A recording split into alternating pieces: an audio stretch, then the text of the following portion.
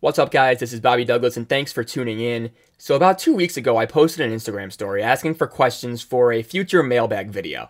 And admittedly, I didn't have great geographic foresight here, as pretty much 90% of my followers are from the greater Chicago area, and as a result, nearly all the questions were about who the Bulls should draft or something along those lines. So instead of just using a mailbag video to answer this question on a shallow level, I figured I should embrace my roots as a lifelong Bulls fan and dedicate an entire video to this question in a more detailed fashion. Aside from my obvious hometown bias, I do think the Bulls are in a really interesting position when it comes to this NBA draft. For starters, the organization moved on from Gar Forman and John Paxson and brought in an entirely overhauled front office consisting of former Denver Nuggets general manager Arturas Karnisovas as VP of basketball operations and former Philadelphia executive Mark Eversley as a new GM. Once those two were on board, they made the decision to fire Jim Boylan, and they recently hired former Oklahoma City Thunder head coach Billy Donovan, who has been praised by his colleagues and players as great for player development and is easy to get along with, something the Bulls have admittedly lacked from that position for the past decade. In addition to the front office and coaching changes, the Bulls also moved up into draft order on lottery night, snagging the 4th overall pick after getting the 7th pick for 3 years in a row, where they drafted Lauri Markkanen, Wendell Carter Jr., and Kobe White respectively. While moving up may seem good on the surface, I'd argue that the Bulls would actually be better off picking 7th this year, but that's a conversation for another video. Regardless of where the Bulls were going to end up picking in this year's draft, they were going to enter this offseason in a very weird situation.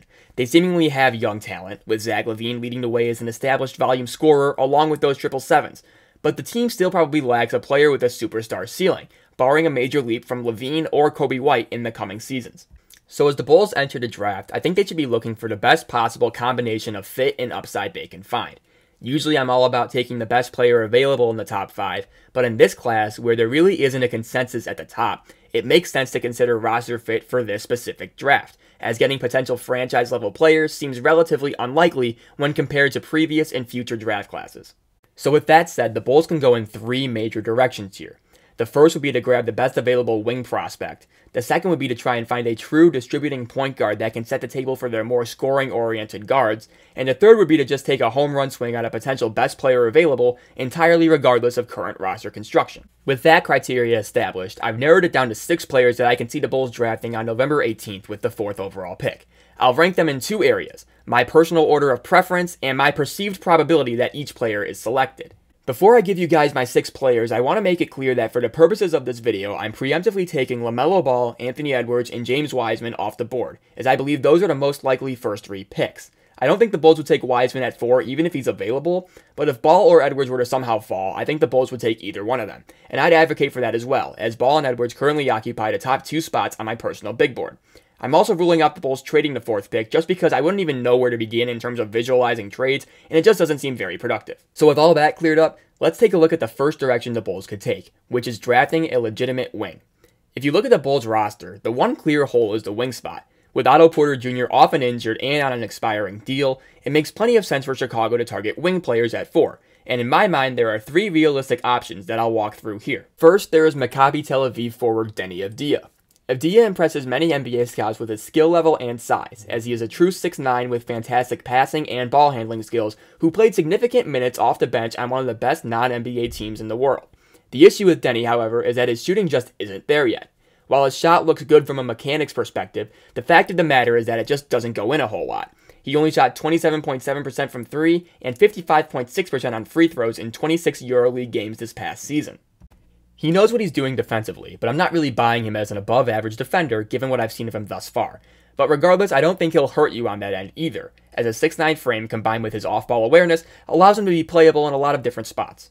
I do worry about his overall ceiling as a player, though. I'm going to get a lot of blowback for saying this, but he reminds me a lot of Mario Hezonja, a guy who currently gets minutes on a Portland team, but is definitely a top 5 pick that the Orlando Magic regret. Another wing that should be in play here is Auburn's Isaac Okoro. Okoro had a better-than-expected season at Auburn, averaging 12.9 points and 4.4 rebounds a game on 51.4% shooting. Okoro already projects as an elite NBA defender, as his outstanding athleticism and sturdy 6'6", 225-pound frame allow him to have a constant impact on and off the ball. While you may think 6'6" is a bit small for a true NBA wing, I assure you that Okoro can guard 1 through 4 in the NBA with maybe 1 or 2 years of seasoning. He's that solid defensively. On the other hand, His passing and playmaking ability, while unheralded by most analysts, deserves recognition here as well. Okoro showed flashes of deft pick-and-roll creation and solid one-on-one driving ability during his time at Auburn, and I expect that to improve over the course of his career. So with all that going for him, what's holding him back? Well, his outside shot is pretty concerning. He only made 28.6% of his threes at Auburn, and his mechanics are clunky and slow. If the shot improves, you're probably looking at an all-star. If it doesn't, maybe another Michael Kidd-Gilchrist. The final wing I want to highlight is Florida State's Devin Vassell. In terms of checking all the boxes needed for a 3-and-D plus wing, Vassell is miles ahead of the other two previously mentioned. He's a long 6'7" athlete who is considered to be one of the best defensive prospects to come into the league in the last few years. Scouts really love his on- and off-ball defense, as he has shown to be both a disruptive and intelligent player on that end of the floor. His otherworldly defense aside, Vassell also impressed on the offensive end. While only averaging 12.7 points a game, it's important to remember that Florida State basically clears the bench for every game it plays, so his offensive usage isn't going to be that high. Regardless of that though, he hit 49% of his shots and 41.5% from 3, which scouts really like. While Vassell is seen as a safer pick with a lower ceiling compared to some of the other guys in his draft range, he did show a vastly improved off the dribble game during his sophomore season, giving scouts some semblance of hope for a more well-rounded offensive game once he enters the NBA. Vassell did, however, raise concerns recently after a video of him shooting in a workout showed a seemingly revamped form that basically resembles a soccer throw-in. Yeah, so that's worrisome. Still, if you're going to bet on any of these wings being good shooters from the NBA, I'll still take Vassell, with some element of newfound doubt. In terms of the second direction the Bulls can take, which is playmaking guards, there are two guards that I could see the Bulls grabbing at 4. KILLIAN Hayes and TYRESE HALIBURTON. Looking at Hayes, he offers a very valued package to the position with his size, scoring ability, and passing vision. At 6'5", Hayes has shown the ability to break defenses down by seeing over the top of them, and he has really great scoring moves as well, including a step-back three-pointer that resembles a pretty good NBA player. Hayes has also shown comfort in making solid reads in the pick and roll, and has displayed an overall feel for the game that allows you to see his high all-star upside. At Ratio Farm Ulm this past season, Hayes averaged 12.8 points and 6.2 assists per game, while knocking down 50% of his shots and 39% of his threes. His size also helps him out defensively, as he can guard anywhere on the perimeter and isn't afraid to get into opposing guards' grills and force turnovers and rush decisions. That all sounds great, right? Now divide all that value in half. The biggest holdup with Hayes is that he just doesn't have a right hand. He doesn't score with his right, he isn't nearly as fluid in the passing game going to his right, and he's so averse to the right side of the floor that you'll often see him stop short of the basket to try and get back to his left hand. This single-handedness predictably leads to problems. Hayes can look loose with the ball at times, leading to turnovers and rush shots, as he averaged 3.3 turnovers a game this past season, and he isn't a great athlete, often struggling to finish over and through more physically imposing opponents. I'm not going to act like Hayes getting a reliable right hand is going to solve all of his problems, but I do think the lack of it contributes to many of them. He may very well struggle due to his lack of burst on both ends, but I do like him as a guy who can generate offense for a team and play standout perimeter defense if everything clicks. When it comes to TYRESE HALIBURTON, he's got everything you'd want in a pass-first guard. He can make every read imaginable as he combines his excellent vision and touch with an otherworldly basketball IQ, and he is also an accurate shooter as he averaged 15.4 points a game on 50.4% shooting and 42% from 3, while also throwing in a Big 12 leading 6.5 assists per game before his season got cut short in February due to a wrist injury. HALIBURTON is also one of the most engaging players in this draft. His IQ jumps out immediately in interviews and film breakdowns, and when you watch him play, it's really clear he has an understanding of where everyone on his team is supposed to be on both offense and defense. He is almost never out of position defensively either, and with a 6'8" wingspan at 6'5", HALIBURTON can disrupt opposing guards with his elite length.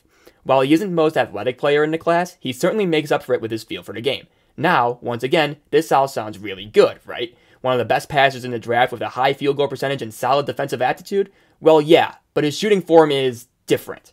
He has a low release point and it's a very set shot, which leads to his slow release as well. He's not a guy who seems comfortable shooting off the dribble, and while he shot 69% at the rim this season per synergy, he also tends to avoid contact once he's there. The form on his jumper hinders his ceiling so much to the point where I would actually feel comfortable putting him first overall on my big board if he had a normal looking jump shot. But since he doesn't, he most likely will never be a top-tier scoring option on a team, which is tough considering he'd need the ball in his hands a lot to fully maximize his strengths on this Bulls roster. While I can see him as a secondary creator in some cases, that's not what the Bulls would or should be looking for in this draft given their current personnel. And now for my last direction, the home run swing. This category belongs to one player, and that is Obi Toppin. Obi Toppin obviously made headlines this year with his highlight dunks and his leadership on a Dayton team that had Final Four aspirations before COVID happened. Toppin really emerged as an NBA prospect due to his floor spacing ability combined with his elite vertical athleticism. This offensive skill set has NBA scouts salivating, as Toppin is seen as an elite rim running and three-point prospect. He averaged 20 points and 7.5 rebounds per game this year on a blistering 63.3% from the field and 39% from three. I mean, this shot chart is just ridiculous. His passing ability should also be noted, as he showed a lot of capability as a post initiator, often finding cutters and open shooters for easy points. Toppin's offensive skill set has some analysts calling him the best player in the draft, but I am a little bit skeptical of that label just because of his questionable defense. On the defensive end, Toppin is a tweener, as he isn't quick enough to guard on the perimeter and he isn't big enough to be viable in the post. That probably puts a limit on his overall ceiling, but I do really buy the offensive skill set, as he should be in a great position to score in a variety of ways at the NBA level. I call this the home run swing because if the Bulls draft Toppin, it would signify that the new regime is looking to reconstruct the roster, as this probably would suggest getting rid of somebody like Lauri Markkanen. While I don't hate the idea of trading Markkanen, I'm just not sure if it's entirely worth it given some of the other options on the table. You'd also have to be pretty confident that Wendell Carter Jr. could hold his own defensively in the paint, as Toppin would provide little resistance down low. Toppin isn't a perfect fit for Chicago, but his offensive skills may warrant taking a chance on him. So those are the 6 players that I can see in a Bulls uniform next season: Avdija, Okoro, VASSELL, Hayes, Haliburton, and Toppin. And now for what I think the Bulls will do on draft night. So I think the Bulls will actually take the home run swing and select Obi Toppin. There have been underground rumors in Chicago that Arturas Karnisovas has had his eyes on Toppin since he found out the Bulls had the 4th pick, and I don't think he will have loyalty to a player like Markkanen, who definitely regressed from his 2nd to 3rd season under the previous front office and coaching staff. Toppin may very well be the best offensive player in this draft, and I think Karnisovas takes a chance that he turns into something special despite the imperfect fit with Chicago's current roster and the defensive concerns.